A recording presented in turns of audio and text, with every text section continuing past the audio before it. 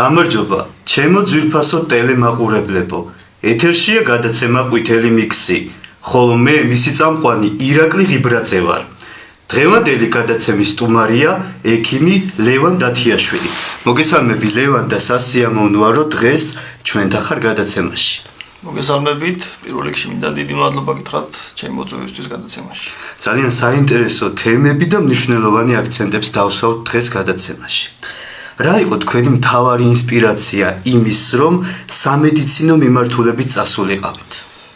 პატარა ასაკიდან მაინტერესებდა საბუნებისმეტყველო საგნები, კარგად მისმოდა, სულ ჩართული ვიყავი სხვადასხვა აქტივობებში, ასე ვთქვათ.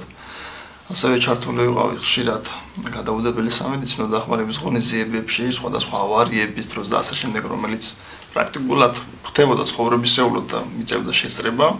და პატარა ასაკიდანვე მაინტერესებდა ეს სფერო და საბოლოოდ მოხდა ისე რომ წავედი აქ. რა არის თავად მედიცინა და დღევანდელ საზოგადოებაში რა დატვირთვა აქვს მას? მედიცინა ეს ფართომცნება არის როგორც ასე ვთქვათ, ქირურგიული მიმართულებები, თერაპიული მიმართულებები, ესთეტიკური მედიცინის მიმართულებები, ინტერვენციული და სხვადასხვა ასე ვთქვათ სფერო არის მედიცინაში ძალიან ბევრი და ასე ვთქვათ მოკლედ რო ვთქვათ მედიცინა ემსახურება ადამიანების სიცოცხლის გახანგრძლივებას და ხარისხის გაუმჯობესებას. რა აღმოაჩინეთ ამ სფეროში ყოფნის დროს? რა მნიშვნელოვანი აქცენტები დასვით? მნიშვნელოვანი აქცენტები არის ის, რომ გჭირდება მაღალი ხარისხის განათლება, კარგი პრაქტიკა, რომ შეძლო დახმარება, ასე ვთქვათ, ადამიანების, შეძლო სხვადასხვა ღონისძიებების წარმატებით ჩატარება, რაც ჯანდაცვის ღონისძიებებს ეხება და რა თქმა უნდა, საბოლოოდ ეს ყველაფერი უნდა აისახებოდეს ისევ და ისევ ადამიანების კეთილდღეობაზე ჯანმრთელობის თვალსაზრისით. რას ნიშნავს თქვენთვის, რომ გეწოდებოდეთ ექიმი? საინტერესო კითხვა. ექიმობა არ არის მარტო რაღაც პროფესიული ცოდნა, რომელიც შეიძლება მიიღო უნივერსიტეტში ან რეზიდენტურაში და ასე შემდეგ. ექიმობა პირველ რიგში არის ის ადამიანური მხარდაჭერის და თანაგრძნობის კარგად გამოხატვა ავადმყოფების მიმართ, რომელიც ასე ვთქვათ ძალიან მნიშვნელოვანი არის მათი მკურნალობის პროცესში. უნდა შეგეძლოს ფსიქოლოგიური მხარდაჭერა, ემოციური მხარდაჭერა და ამის ფონზე რა თქმა უნდა შეგეძლოს ხარისხიანი სამედიცინო სერვისების მიწოდება და მკურნალობა, ასე ვთქვათ, ხარისხიანად, რომ ჯამში მივიღოთ კარგი შედეგები. ეს ასე ვთქვათ ცალ-ცალკე არ მუშაობს, როგორც ფსიქოემოციური მხარდაჭერა სჭირდება პაციენტს, ასევე სჭირდება კარგი სამედიცინო სერვისების მიღება და ეს ყველაფერი ჯამში გვაძლევს კარგ შედეგებს. რა მნიშვნელოვანი უნარჩვევები უნდა ჰქონდეს თავად ექიმს, რომ იყოს სრულფასოვანი ექიმი? როგორც უკვე აღვნიშნეთ, უნდა ჰქონდეს ემპათიის კარგი უნარი, მხარდაჭერის და თანაგრძნობის, ასევე ემოციურად უნდა იყოს სტაბილური, ასე ვთქვათ, იმპულსური ადამიანები, ასე ვთქვათ, ნაკლებად ძლიერი ფსიქიკა უნდა ჰქონდეს. ძლიერი ფსიქიკა უნდა ჰქონდეს და რა თქმა უნდა შეგეძლოს მთელი შენი ცხოვრების დათმობა, ასე ვთქვათ, გადადება ამ პროფესიისთვის, იმიტომ რომ იმდენი, ასე ვთქვათ, დროის დათმობა გიწევს ყოველდღიურად ამ შენი საქმისთვის, ფაქტიურად სხვა აღარაფრისთვის აღარ რჩება შემდეგ დრო. ანუ შენ უნდა შეგეძლოს შენი თავის და შენი ცხოვრების მთლიანად გადადება ამ საქმისთვის. უნდა გიყვარდეს საერთო ჯამში შენი პროფესია. ვერ გააკეთებ ამ საქმეს, მაშინ როცა საუბარია ყოველდღიურად, ასე ვთქვათ, ძალიან ბევრ მუშაობაზე. თუ ეს საქმე არ გიყვარს, ამას ვერ გააკეთებ. თქვენი პირველი პრაქტიკა მედიცინის მიმართულებით რა იყო? ჩემი პირველი პრაქტიკა მედიცინის მიმართულებით შეიძლება ვთქვათ იყო ის, რომ ბავშვობის ასაკიდან, როცა უკვე მონაწილეობდი ამ პირველად დახმარების ღონისძიებებში, სხვადასხვა ავტოსაგზაო შემთხვევების დროს ეს იყო, თუმცა რაც უკვე ქვია ნამდვილი სამედიცინო პრაქტიკა, როცა კლინიკურ სექტორში, ჰოსპიტალში დავიწყე ამ პრაქტიკის, ასე ვთქვათ, მიღება, ეს იყო სტუდენტობის დროს, როცა უკვე კლინიკაში გადავდიოდით პრაქტიკებზე, მუშაობდით გადაუდებელი დახმარების მიმღებში, გარკვეული პრაქტიკები ქონდა სხვადასხვა განყოფილებებში, თერაპიულ განყოფილებებში, ქირურგიულ განყოფილებებში და ასე შემდეგ. რა თქმა უნდა, ჯამში ამ ყველაფერმა საკმაოდ დიდი გამოცდილება დააგროვა და დღეს ეს გამოცდილება და ყოველი ნასწავლი ნიუანსი, რომელიც თავის დროზე მივიღეთ, ძალიან მნიშვნელოვანი არის პრაქტიკულ მედიცინაში უკვე დღევანდელ დღეს. ლევან, საინტერესოა, რა შეგრძნებაა, როდესაც სხვა ადამიანს ეხმარები, გვერდით უდგა ხარ და მის ჯანმრთელობაზე ფიქრობ და ზრუნავ.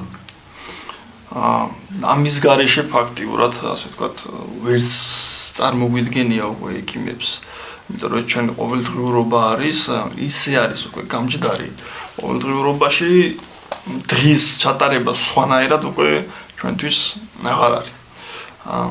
რა თქმა უნდა, ძალიან სასიამოვნოა, როცა ხედავ დადებით შედეგებს, როცა ეხმარები ადამიანს, მკურნალობ, შეიძლება პირადად არ მკურნალობ, მაგრამ რაღაცა ხარისხით ჩართული ხარ მისთვის სამედიცინო დახმარების მიწოდებაში და სამედიცინო სერვისების მიწოდებაში და ძალიან სასიამოვნოა გახარებული სახეების ნახვა თვითონ პაციენტის პატრონების, ოჯახის წევრების და ასე შემდეგ, როცა ასე ვთქვათ, ძალიან საშიში და ცუდი დაავადებებიდან გამოაძვრენ ხოლმე, ასე ვთქვათ, და გადაარჩენ და შეუმდარჩუნებს. რა გრძნობაა, როდესაც პაციენტის თვალებში ხედავთ იმედს? ეს არის მთავარი. თუ კი პაციენტი განწყობილი არის, ასე ვთქვათ, ნეგატიურად, უიმედოდ, ამ შემთხვევაში ესეთი სიტუაციები არ მოგწონს, ასე ვთქვათ, რა. ყოველთვის ვცდილობთ, რომ პირველ რიგში გამოვიზიოთ, ასე ვთქვათ, დადებითი განწყობა სამკურნალო პროცესის მიმართ, თუ ის მთელი შემართებით და მედით და ყველაფრით არ იბრძვის, რომ ეს ნამდვილად უშველის, ნამდვილად ჭირდება, ნამდვილად კარგი შედეგი იქნება, ამ შემთხვევაში იმ საუკეთესო შედეგებს, რაც ჩვენ გვინდა რომ მივიღოთ, ვერ მივიღებთ. ამიტომ ყოველთვის ვცდილობთ ამ საუბრებით, გარკვეული ფსიქოლოგიური ასპექტების დაჭერით და ასე ვთქვათ, სხვადასხვა ნიუანსებით ვცდილობთ, რომ ეს იმედი ჩავდოთ მასში და იმედით იყოს.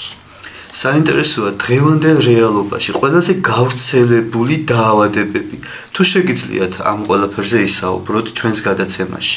კი ბატონო, ძირითადად ითვლება, რომ ყველაზე მეტად გავრცელებული დაავადებები და წამყვანი, ასე ვთქვათ, სიკვდილიანობას შორისაც ეს არის ერთ-ერთი ესეთი გულსიზარდთა სისტემის დაავადებები, რომლებიც სხვადასხვანაირად გამოვლინდება, მაგრამ მე ჩემი პროფესიული კუთხით შემიძლია გითხრათ, თუ შეგიძლიათ რომ უფრო ფართოდ ჩვენს მაყურებელს, ძვირფას მაყურებელს რომ აუხსნათ, რადგან ეს ძალიან მნიშვნელოვანი თემები. კი ბატონო. როგორც იცით, უკვე მუშაობ კარდიოქირურგიაში, კარდიოქირურგიის რეზიდენტი ვარ მე პირადად და გვიწევს ყოველდღიურად მუშაობა ზუსტად იმ პაციენტებთან, რომელსაც აქვს გულსიზარდთა დაავადებების ესეთი მწვავე, ქრონიკული თანდაყოლილი სხვადასხვა პრობლემები, ასე ვთქვათ, საკმაოდ ისეთი საშიშია თუ თავის დროზე არ მიაქცევ ყურადღებას, არ იმკურნალებ, დიაგნოსტირებას არ ჩაატარებ და ასე შემდეგ ყველაფერს არ მიხედავ და როგორც გითხარით, წამყვანია სიკვდილიანობაში გულსიზარდთა დაავადებები, იქ კარდიოქირურგიის მხრივ გვაქვს იქ სხვადასხვა დაავადებები, არის თანდაყოლილი და შეძენილი მანკები, არის გულის იშემიური დაავადება, რომელიც ყველაზე ხშირია, ასე ვთქვათ, გულის სიზარღვების, გულის კვებავის სიზარღვების დაავადება, არის ასევე აორტის და მსხვილი სიზარღვების დაავადებები, პერიკარდიუმის დაავადებები და ასე შემდეგ. ეს სხვადასხვა ანატომიური სტრუქტურებია, თუმცა როგორც გითხარით, ყველაზე ხშირი აქედან არის გულის იშემიური დაავადებები, რომელიც ასე ცნობილია გულის ინფარქტით, მიოკარდიუმის ინფარქტით საზოგადოებაში, რასაც წინ უძღვის ხოლმე სტენოკარდიული შეტევა და ასე ვთქვათ, შემდეგ მდგომარეობის თანდათან დამძიმება, გართულება და მიოკარდიუმის ინფარქტი ყალიბდება შემდეგ და გარკვეული მკურნალობის მეთოდები არის. ინფორმირებულობა საზოგადოებაში რამდენად მნიშვნელოვანია ამ დროს? რა თქმა უნდა, ინფორმირებულობა ძალიან მნიშვნელოვანია, იმიტომ რომ ძირითადად ყოველი ნაბიჯი და წარმატებული მკურნალობის გადის აი ამაზე. თუ კი ეს ინფორმაცია ადამიანს აქვს და თავის თავში ამოიცნობს გარკვეულ სიმპტომებს, ამ შემთხვევაში უკვე მალე მიდის ექიმთან, მალე აკეთებს დიაგნოსტირებას და სამკურნალო პროცესს გეგმავს, ასე ვთქვათ და ახორციელებს იმ ღონისძიებებს, რომ თავი დაიზღვის, შემდეგ ისეთი გართულებებისაგან, როგორც არის ვთქვათ, ამ შემთხვევაში მიოკარდიუმის ინფარქტი, გულის შეტევა, მიოკარდიუმის ინფარქტი და კიდე მის მიერ გამოწვეული სხვადასხვა გართულებები.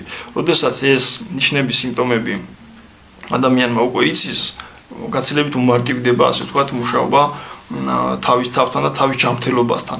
არის შემთხვევები, სამწუხაროდ ძალიან ბევრია ქართულ რეალობაში შემთხვევები, როცა ასეთი სიმპტომების ყურადღების მიქცევა არ იციან და ხვდებიან მწვავედ კლინიკაში, რაც ნიშნავს იმას, რომ უცებ უკვე დაემართა გარკვეული პროცესი და ამის გამო უცებ მოხდა სასწრაფო დახმარების ბრიგადით თუ ოჯახის წევრების მიერ მოხდა უკვე კლინიკაში და შემდეგ უკვე რა თქმა უნდა ასე მწვავედ წარმართული დაავადების დროს იმედიც შედარებით ნაკლებია ხოლმე, გამოსავალი შედარებით პროცენტულად ვიძახი უფრო ნეგატიური არის ხოლმე, რა თქმა უნდა თუ კი დროულად ხდება და ამბულატორიულად ხდება ამ დაავადებების მკურნალობა, დიაგნოსტიკა და ყველაფერი, უკვე ნაკლებად ველოდებით ხოლმე ისეთ გართულებებს, რითვისაც უკვე ასე მწვავედ ხდებიან საოპერაციო მაგიდაზე პაციენტები. ყურადღების მიქცევა უმნიშვნელოვანესია ამ დროს, რადგან თუ აქცევს ადამიანი საკუთარ ჯანმრთელობას ყურადღებას, თავარი ბერკეტი, სიცოცხლე მის ხელშია. რა თქმა უნდა, მე მინახავს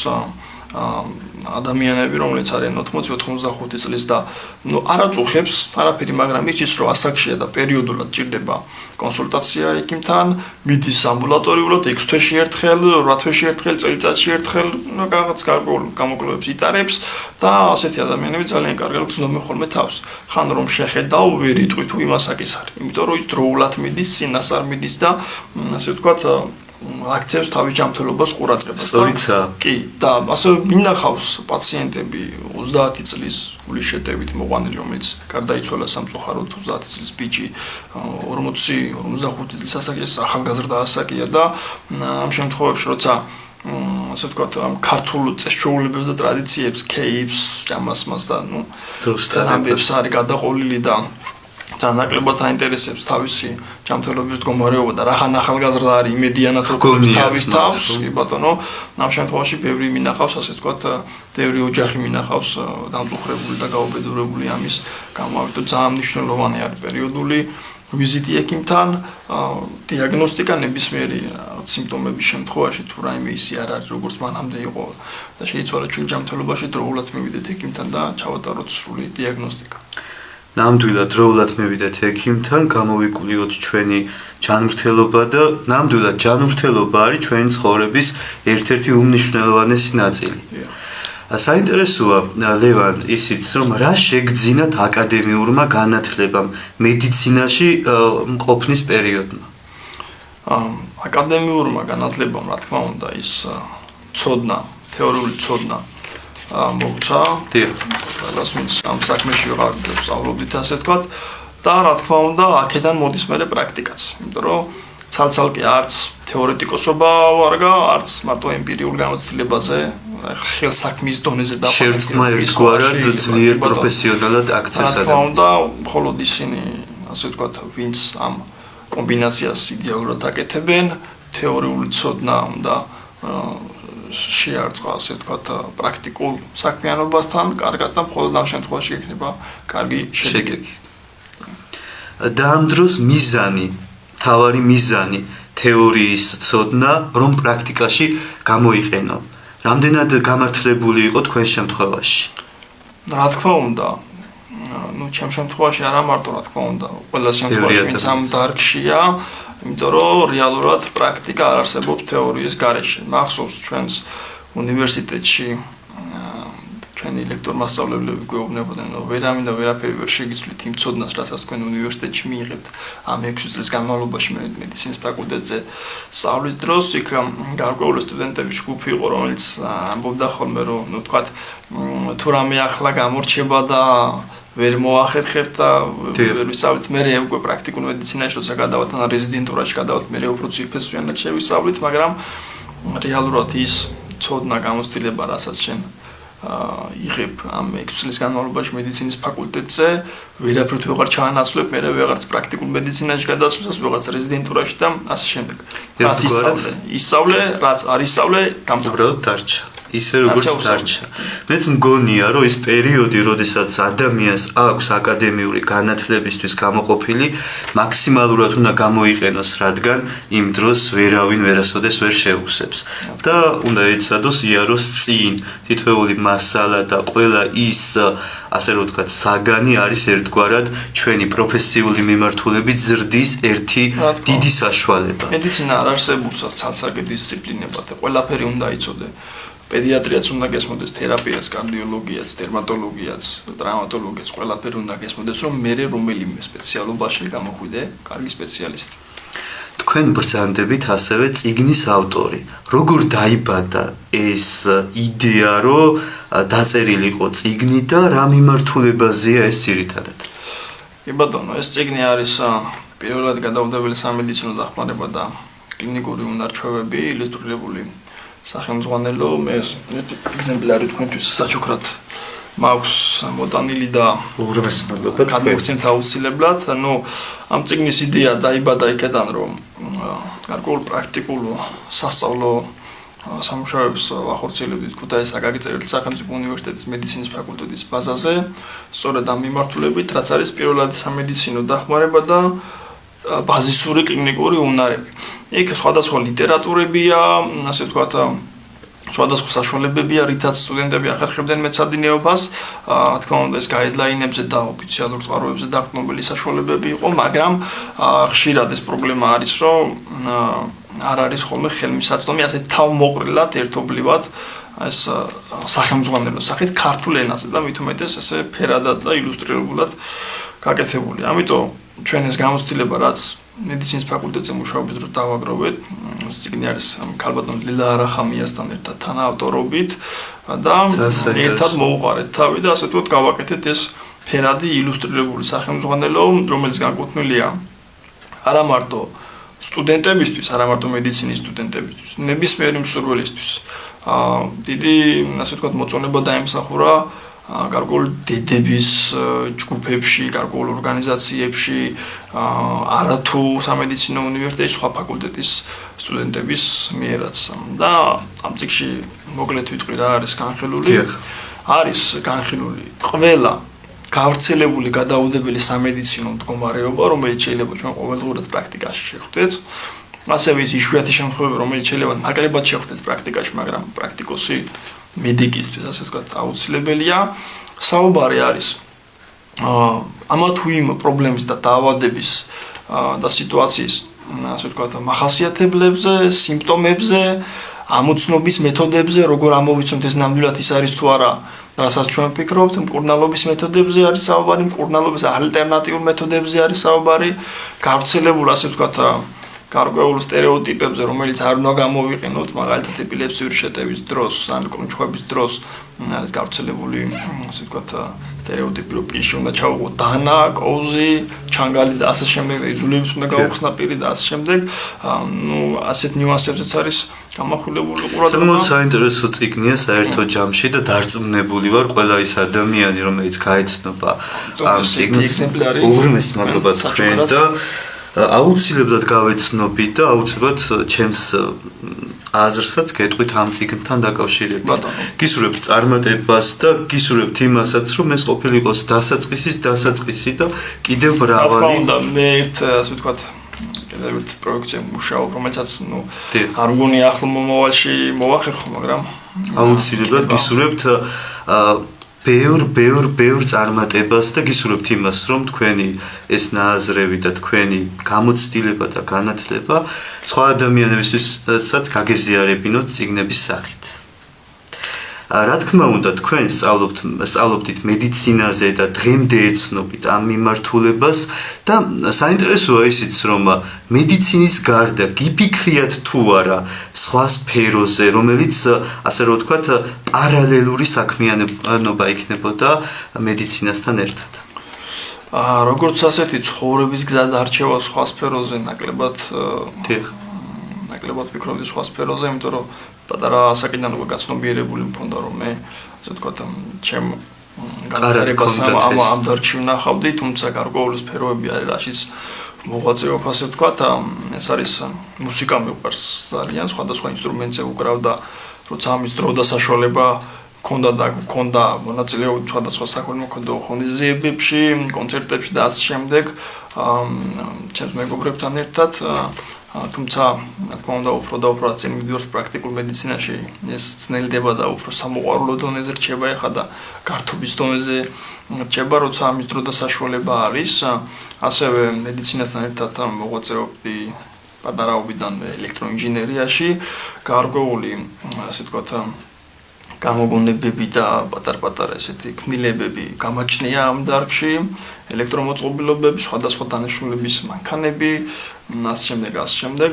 COVID პანდემიის დროს, როცა ესეთი ფორს-მაჟორული სიტუაცია იყო, ასევე გავაკეთე მართვით ისუნთქვის აპარატის გამარტივებული მოდელი, რომელიც ასე ვთქვათ, სტატიებიც იყო დაწერილი და გარკვეული სიუჟეტებიც იყო ამასთან დაკავშირებით მომზადებული და ასევე ქუთაისის საკრებულოში მიგვიწვიეს მერიაში და გარკვეული ასე ვთქვათ წახალისება და დასაჩუქრებები ასე ვთქვათ იყო ამასთან დაკავშირებით, იმიტომ რომ იმ მომენტში საკმაოდ აქტუალური თემა იყო ეს.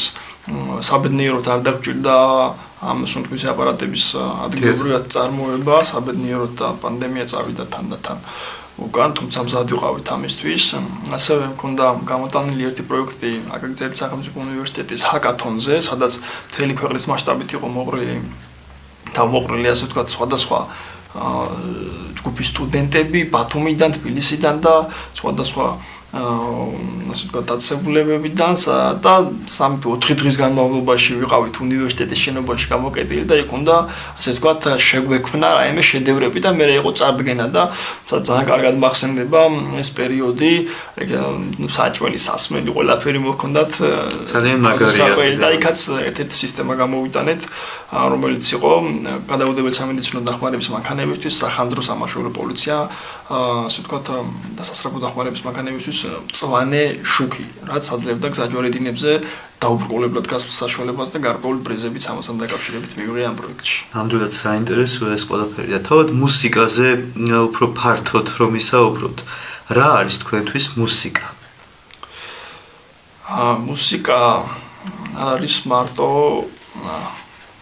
რაღაც ნოტების ერთობლიობა, რომელიც გესმის, რომელიც ან ცეკვას განდომებს, ან სიმღერას განდომებს.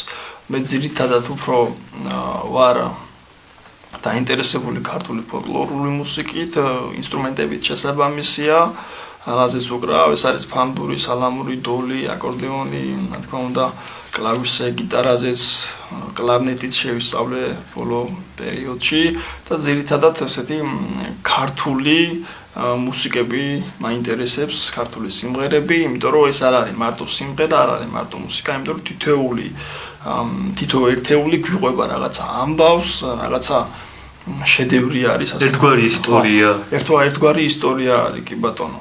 სხვადასხვა თუნდაც ქართული ცეკვების ესენი მუსიკები და თვითონ ცეკვასაც რო უყურო, რაღაცა ამბავს გიყვება, შეიძლება ვინმე არ დგას და არ ლაპარაკობს, მაგრამ ეს რაღაც ქალის და ვაჟის ურთიერთობის, ასე ვთქვათ, რაღაც გმირული საქმიანობების და ასე შემდეგ, ვაჟკაცობის სიმბოლო და ასე შემდეგ, ბევრი რამე არის გადმოცემული ამ ქართული მუსიკით. ეს ასეთი დატვირთვა უფრო აქვს ჩემთვის მუსიკას. ძალიან კარგი და საინტერესოა, რომელი ინსტრუმენტი იყო პირველი თქვენს ცხოვრებაში?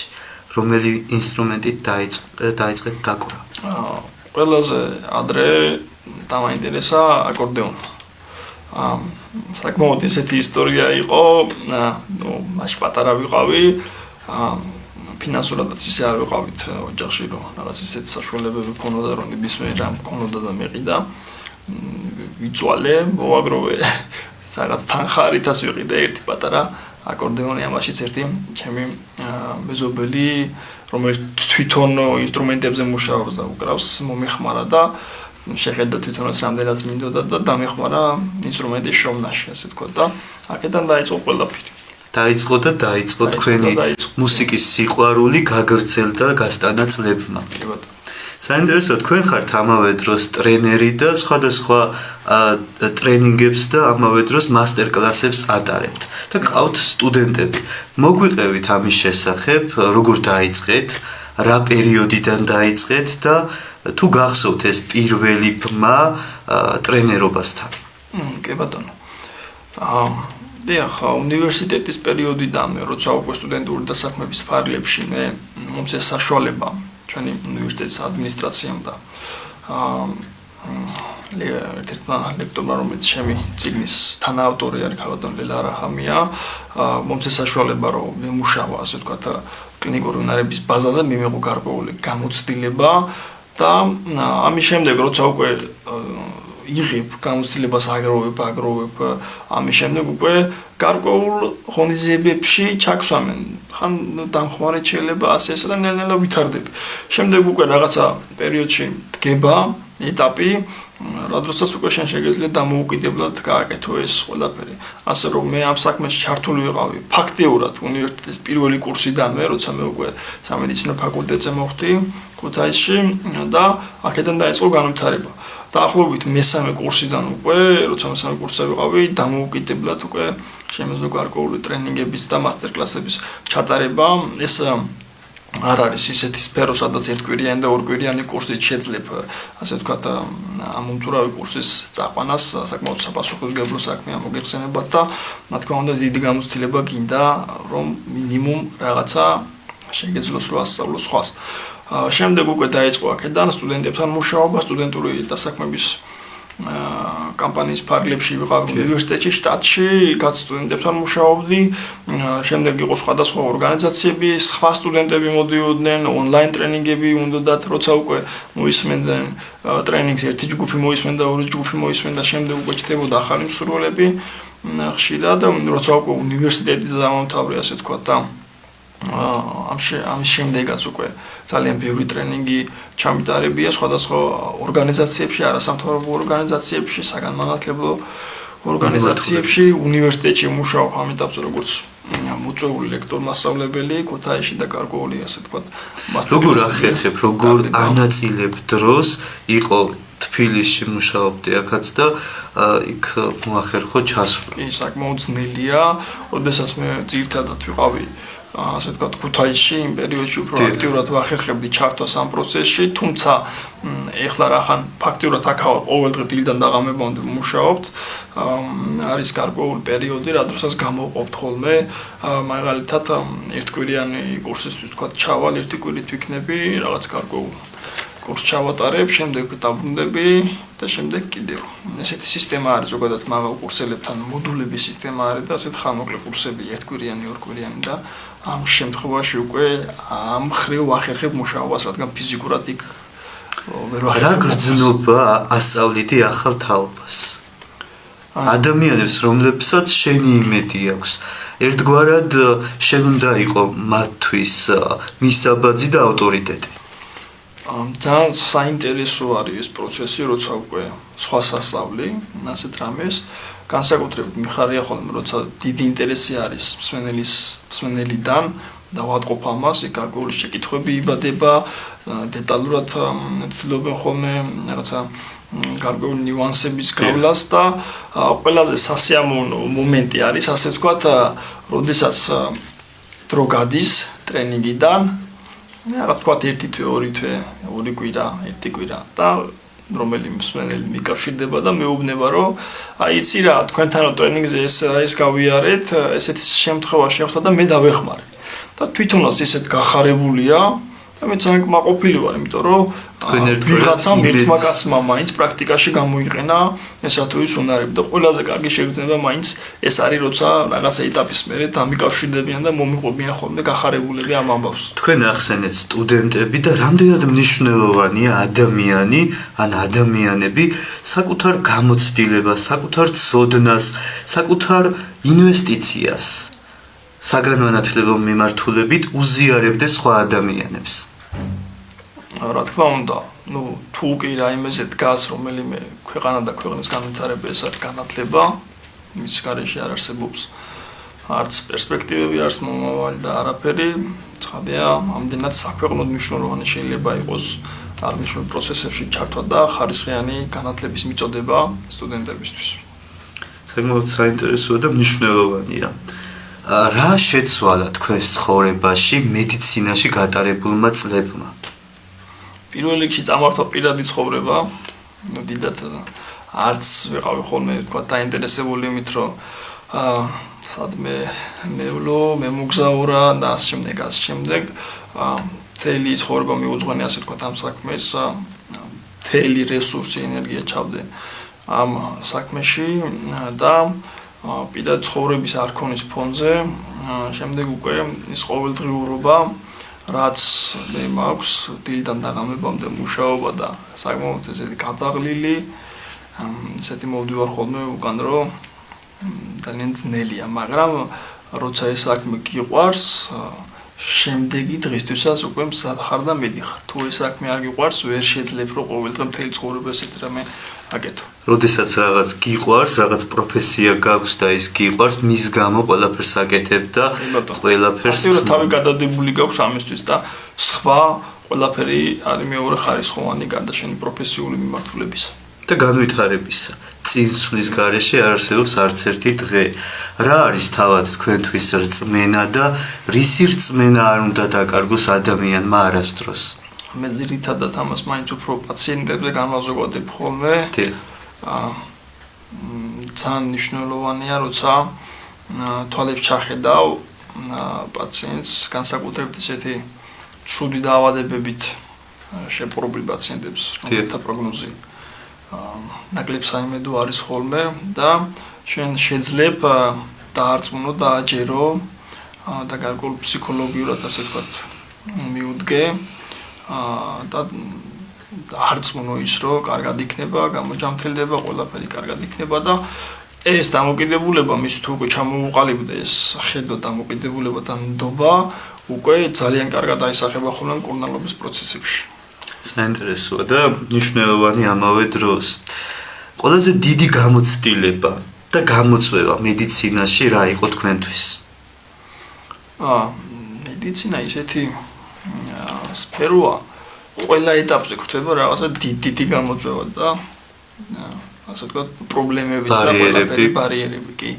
დაწყებული სტუდენტობის პერიოდიდან დამთავრებული მე უკვე პრაქტიკულ მედიცინაში გადასვლისას. ამიტომ ასე ცალკე ერთის გამოყოფა რომ რაღაცა ესეთი ესეთი განსაკუთრებული იყო არა, თუმცა იქ ძალიან ბევრი ნიუანსია, რაც შეიძლება დასახელდეს ასეთ დროს.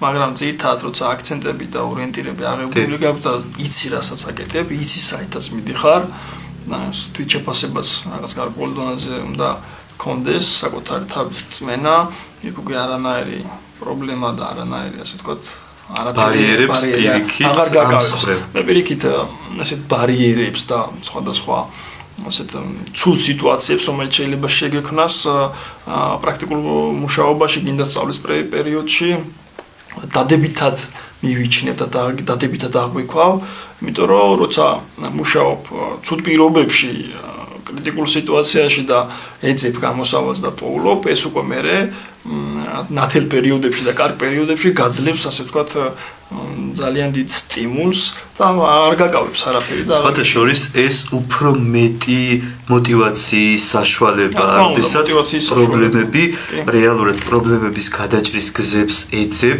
პოულობ და შემდეგ სულ სხვანაირად ხედავ ამ სამყაროს და უფრო გიმარტივდება იმ რეალობის წინაშე ყოფნა, რა რეალობაშიც ხარ, პრობლემები ხო ერთგვარად ხსნაა იმისა, რომ ეს პრობლემები გადავწყვიტოთ და შემდეგ უფრო რეალურად ჩავხედოთ ყველაფერს თვალებში. რა თქმა უნდა, ყოველი პრობლემა აღიქმება როგორც ახალი გამოცდილება და ახალი შესაძლებლობა და არა ისე რომ ვაიმედე და რა გაქვნა პრობლემები შეგვექმნა და всё, ესეთი რაღაცა გამორიცხული. თქვენი სამომავლო გეგმები მედიცინაში. სამომავლოდ ცხადია პრაქტიკულ მედიცინაში, ქირურგიაში, კარდიოქირურგიაში აგრძელებ მოღვაწეობას.